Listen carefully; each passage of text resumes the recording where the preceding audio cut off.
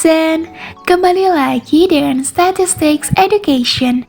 Pada video kali ini, kami akan share mengenai statistika non-parametrik. Apabila Zen ingin memahami dan mencatat, juga boleh untuk pause videonya sesuai dengan kebutuhan kalian. Jadi, tanpa berlama-lama lagi, let's get started. Statistika non-parametrik atau biasa disebut sebagai uji bebas asumsi merupakan uji yang tidak mengharuskan data berdistribusi normal dan tidak memiliki parameter khusus dalam analisisnya. Meskipun dengan pengertian yang singkat itu, kadang kita masih bingung dengan perbedaan antara statistika parametrik dan non-parametrik. Oleh karena itu, perbedaannya, statistika parametrik biasanya berskala data interval atau rasio, data berdistribusi normal, dan jumlah sampel lebih besar sama dengan 30. Sedangkan untuk statistika non-parametrik, biasanya skala data nominal atau ordinal, data tidak berdistribusi normal, data interval atau rasio yang tidak berdistribusi normal, dan data interval atau rasio yang berdistribusi normal dengan jumlah sampel kurang dari 30. Nah, untuk memudahkan dalam menentukan penggunaannya, bisa menggunakan bagan berikut. Apabila menjumpai data yang berjenis nominal atau ordinal dan data tidak berdistribusi normal, maka termasuk statistika non-parametrik. Namun, apabila jenis datanya interval atau rasio, kemudian kita periksa normalitas dan hasilnya mendekati normal, maka termasuk statistika parametrik. Tetapi, jika setelah periksa normalitas, data tidak berdistribusi normal, kemudian kita coba transformasi dan hasilnya tidak normal juga, maka termasuk statistika non-parametrik. Tetapi, jika hasil transformasi adalah mendekati normal, maka termasuk statistika parametrik. Dalam analisis non-parametrik, terdapat beberapa uji yang bisa digunakan, di mana dalam penggunaannya disesuaikan dengan jenis data dan banyak populasinya. Contohnya, jika data yang kita punya termasuk data nominal dan terdiri dari satu populasi, maka bisa menggunakan uji binomium atau uji chi-square. Namun, jika data yang kita punya termasuk data ordinal yang terdiri lebih dari dua populasi dan saling berhubungan, maka bisa menggunakan uji Kruskal-Wallis. Yang pertama, kita akan mengenal mengenai jenis-jenis uji yang datanya terdiri dari satu populasi. Uji binomial. Nah, uji binomial ini kita gunakan untuk menguji apakah nilai proporsi sampel dari suatu populasi itu sama dengan nilai duga dengan populasi yang hanya terdiri dari dua kategori. Nah, untuk asumsi datanya, yang pertama itu sampelnya itu kecil, jadi kurang dari 25. Datanya itu independen atau saling bebas, dan yang terakhir, peluang sukses sama pada setiap percobaan. Selanjutnya adalah uji chi-square. Nah, uji chi-square ini itu merupakan uji yang dapat kita gunakan untuk mengetahui apakah distribusi dari hasil-hasil yang teramati pada suatu percobaan terhadap sampel itu mendukung suatu populasi yang telah dihipotesiskan pada populasi. Jadi kita juga bisa menggunakan uji ini untuk menguji apakah frekuensi yang diobservasi itu memang konsisten dengan frekuensi teoritisnya. Untuk asumsi datanya, yang pertama datanya itu merupakan suatu hasil amatan yang random dan saling bebas atau independen. Hasil amatannya dapat dikelompokkan ke dalam R buah kategori yang saling lepas dan lengkap. Dan yang terakhir, skala pengukurannya dapat nominal. Selanjutnya, uji Kolmogorov-Smirnov. Uji ini kita gunakan untuk menguji perbedaan proporsi populasi. Selain itu, uji ini dapat kita gunakan untuk mengetahui apakah distribusi nilai-nilai sampel yang teramati sesuai dengan distribusi teoritis tertentu.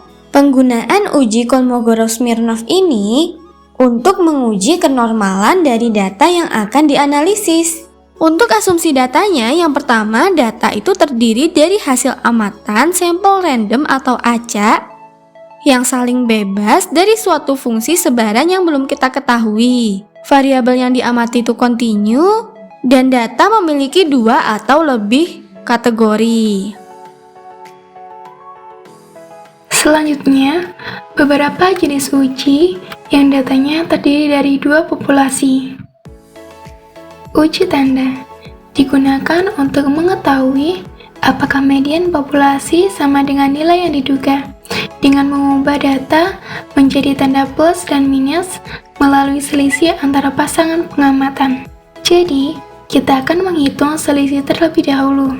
Jika selisih antara pasangan menghasilkan nilai yang positif, maka kita beri tanda plus, dan sebaliknya, jika menghasilkan nilai negatif, maka kita beri tanda minus. Untuk asumsi yang digunakan dalam uji ini yaitu median dari populasi tidak diketahui karena sampel random dan variabel pengamatan bersifat kontinu dengan skala minimal ordinal. Uji Wilcoxon digunakan untuk mengetahui perbedaan 2 sampel yang berhubungan dengan menggunakan selisih antara pengamatan.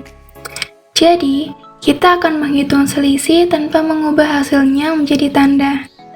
Untuk asumsi yang harus dipenuhi sebelum melakukan uji ini yaitu sampel acak dengan skala minimal ordinal dan berasal dari populasi yang sama. Uji median digunakan untuk menguji apakah sampel dari 2 kelompok yang saling bebas memiliki median yang sama atau berbeda. Untuk asumsi pada uji ini yaitu kedua sampel saling independen, sampel bersifat acak, kontinu, dan skala minimal ordinal. Uji Mann-Whitney digunakan untuk menguji kesamaan populasi. Uji ini biasanya digunakan sebagai alternatif apabila uji T belum bisa digunakan dalam menganalisis data karena belum terpenuhinya syarat uji. Dan untuk asumsi data pada uji ini yaitu sampel acak terdiri dari 2 kelompok atau data yang saling independen dan variabel data bersifat kontinu. Yang ketiga, kita juga akan mengenal mengenai jenis-jenis uji yang datanya memiliki lebih dari 2 populasi. Yang pertama adalah uji Ki-Cochrane. Nah, uji ini merupakan suatu uji perluasan dari uji McNemar yang digunakan untuk memverifikasi apakah keperlakuan itu memiliki efek yang identik. Jadi, uji ini tuh kita gunakan untuk menguji lebih dari 2 populasi berhubungan apakah saling berbeda signifikan dalam hal proporsi atau frekuensi di dalam populasinya dari suatu kejadian. Asumsi datanya yang pertama adalah data yang digunakan minimal berskala nominal dengan ketentuan bersifat dikotomi atau sukses atau gagal. Nah, reaksinya itu dinyatakan dalam bentuk frekuensi dikotomi yang bernilai 1 bila sukses dan 0 bila gagal. Datanya itu merupakan reaksi dari B blok terhadap K buah perlakuan. Perlakuannya diterapkan secara independen atau saling bebas.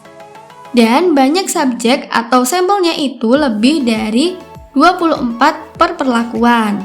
Dan yang terakhir, tidak memerlukan asumsi distribusi tertentu. Lalu ada uji Friedman. Nah, uji ini merupakan alternatif untuk ANOVA satu arah dengan tindakan berulang. Jadi, uji ini dapat kita gunakan untuk menguji perbedaan antara kelompok ketika variabel dependen yang diukur bersifat ordinal serta dapat digunakan untuk data kontinu yang telah melanggar asumsi yang diperlukan untuk menjalankan ANOVA satu arah dengan tindakan berulang. Nah, asumsi datanya yang pertama, data sekurang-kurangnya berskala ordinal. Jumlah perlakuan atau konsisi itu lebih dari 2. Banyak perlakuan pada tiap-tiap sampelnya itu sama. Data terdiri dari B blok, buah sampel berukuran K perlakuan yang saling bebas. Variabel yang diamati itu kontinu. Dan yang terakhir, nilai-nilai pengamatan dalam masing-masing blok boleh diperingkat menurut besarnya. Yang terakhir adalah uji Kruskal-Wallis. Nah, uji Kruskal-Wallis ini dapat kita gunakan untuk menguji apakah ada perbedaan yang signifikan dari K kelompok. Nah, uji ini itu juga sebagai alternatif ANOVA satu arah, yaitu rancangan acak lengkap. Asumsi datanya yang pertama, sampelnya acak, terdiri dari 3 atau lebih kelompok, variabelnya itu independen atau saling bebas, variabelnya bersifat kontinu, dan skala minimalnya adalah ordinal. Wah, ternyata materi kita mengenai statistika non-parametrik hanya sampai di sini saja ya, Stadzen. Jadi, sekian dulu dari Statistik Education kali ini. Jika kalian masih ada pertanyaan mengenai materi ini dan ingin request suatu materi untuk Statistik Education jilid selanjutnya, boleh banget ya buat komen di bawah. Dan jangan lupa untuk like, comment, share, dan subscribe ya. See you in the next video. Bye-bye, Stadzen.